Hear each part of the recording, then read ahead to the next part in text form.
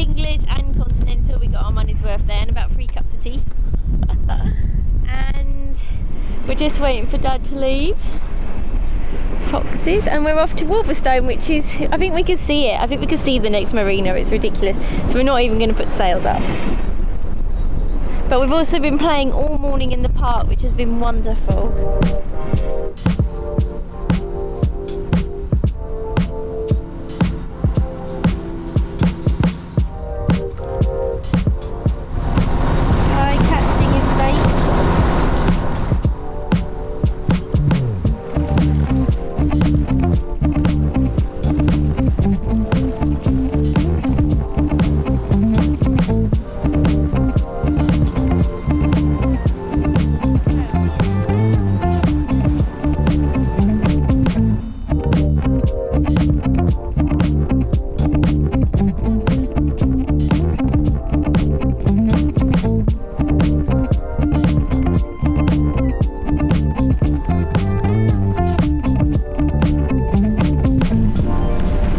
Tie a bit of string along the boom to keep the birds off. They've got completely wrapped in netting. Yeah. Must have a real problem if you go to that. So this is Wolverstone Marina. Effectively, it's just some pontoons sticking out the side of the river, but it's a nice marina and easy to get to. We met a friend here and used the good weather we happened to have before the next lot of bad weather came to take the dogs for a walk down to Pin Mill. Do you remember that from the last film we made?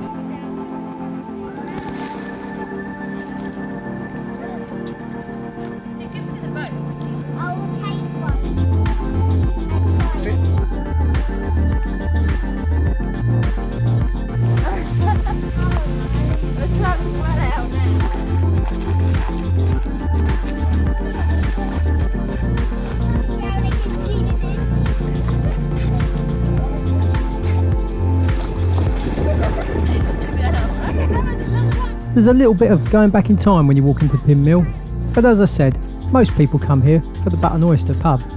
We come here for the ice creams, really, and just a stretch of legs. It was a lovely afternoon for a walk. So we only stayed in Wolverstone for a day. There really isn't very much to do, especially when you're 10, and with the bad weather really starting to settle in, we decided to leave the Orwell and just pop round the corner into the Walton backwaters and Titchmarsh Marina. So this is a container port at Felixstowe, which we've shown you before, we've shown you again. We're on our way to Titchmarsh and we're just going past it, but I thought I'd just point this out. These big ships spend all day, every day, for years and years in the water, and yet, see that?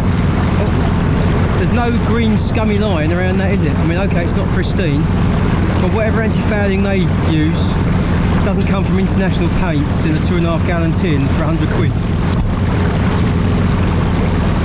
So I think we all want some of that. I know a man that can get you some of that. Look at that one, even shinier, that one.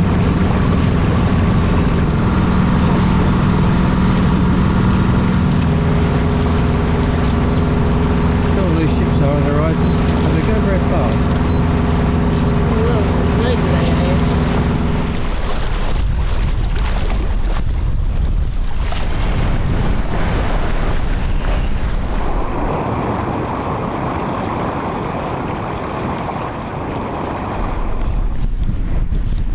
Well, we're on our way to Titchmarsh and it's proven to be quite a pleasant sail for such a gloomy day.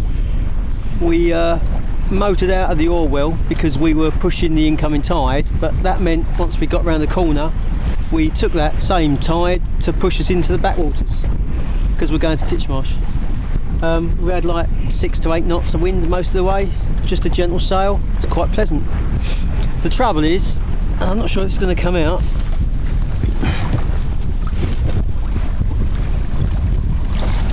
there's a weather front on its way which is going to bring with it pretty much guaranteed rain for the rest of the day, so the quicker we get there the better.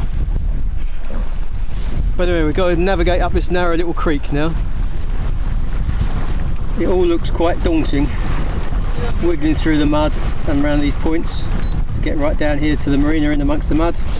but it's not really that scary. You just follow the boys.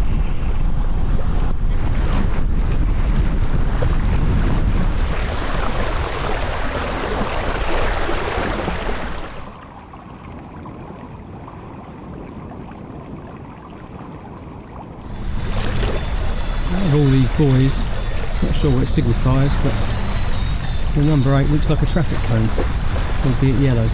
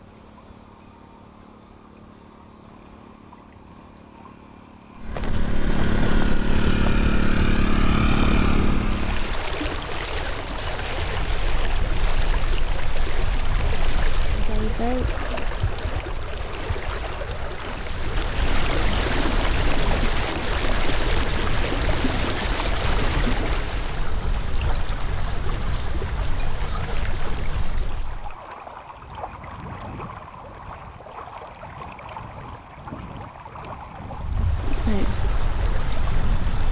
that's cool. Not very practical, one would imagine. You can't see how wide it is. No. It's very wide. The little creeks everywhere.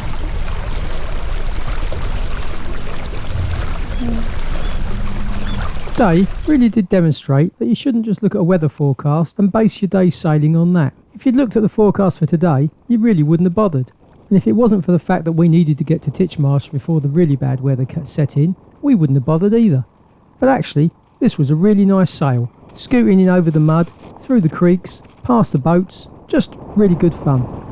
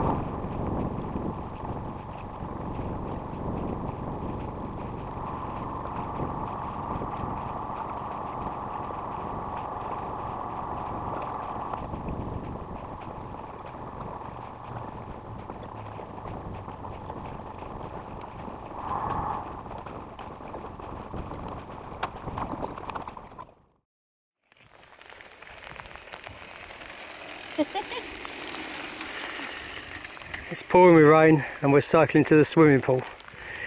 That's what you do on a British holiday.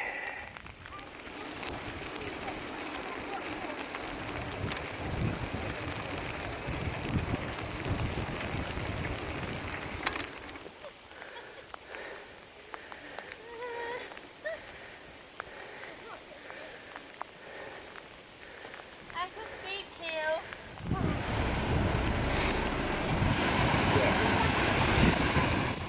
So granted, most people who come to the seaside don't go to a swimming pool. But what they do is eat chips and ice cream and go to the penny arcade. So we did all that as well.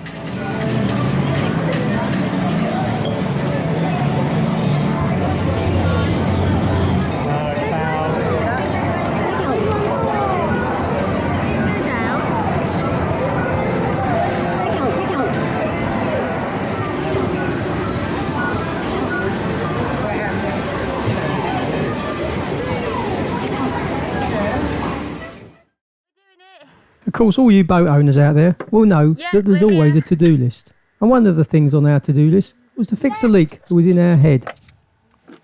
Sorry, in case that wasn't clear, in the boat's head. And all this rain we kept having meant that it moved very quickly to the top of the list. We had a leak in the night, the floor got wet, so Ian's fixing this with Izzy's help.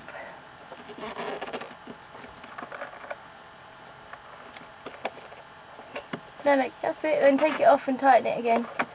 That's it. Go.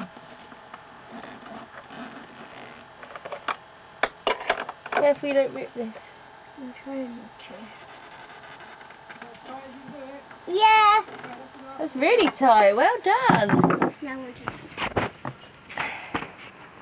These little holes were leaking in the night where she used to have her self-tacking jib. The floor got wet. Right.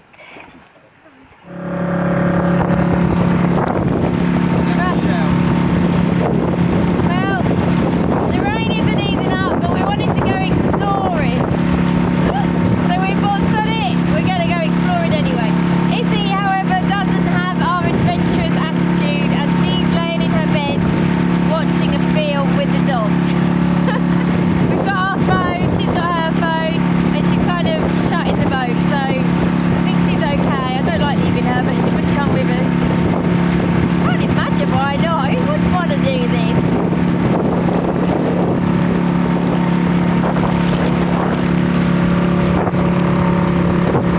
So this river is called the Twiddle.